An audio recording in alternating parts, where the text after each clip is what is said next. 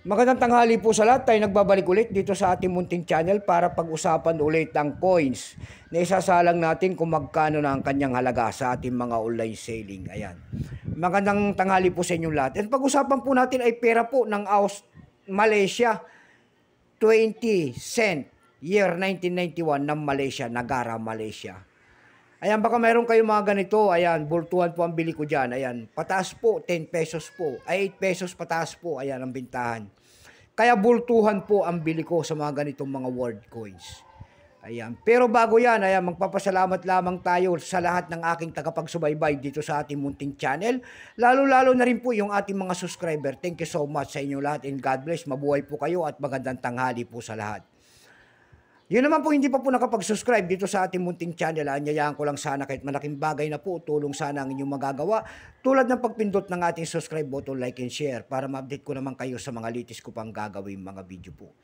Ito po ang ating pag-uusapang barya, pera po ng Malaysia, Negara, Malaysia, 20 cent po. Tingnan natin kung magkano ng kanyang mga presyo sa ating mga online selling. Pero bago yan, kilalanin mo muna natin siya.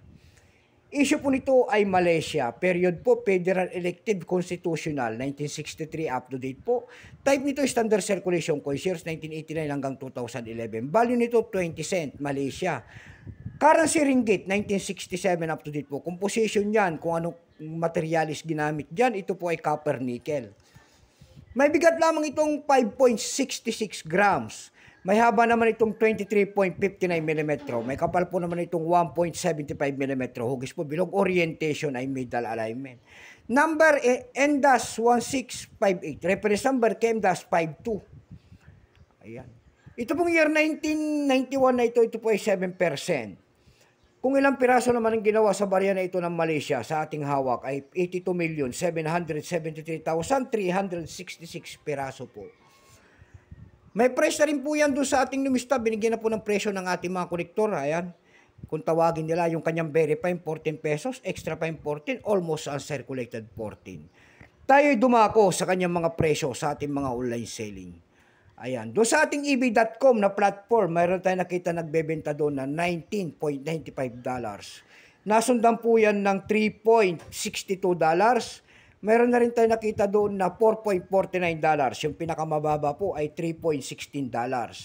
Dako tayo sa Carousel PH. Sa Carousel PH po, meron tayo nakita nagbebenta doon ng 100 pesos.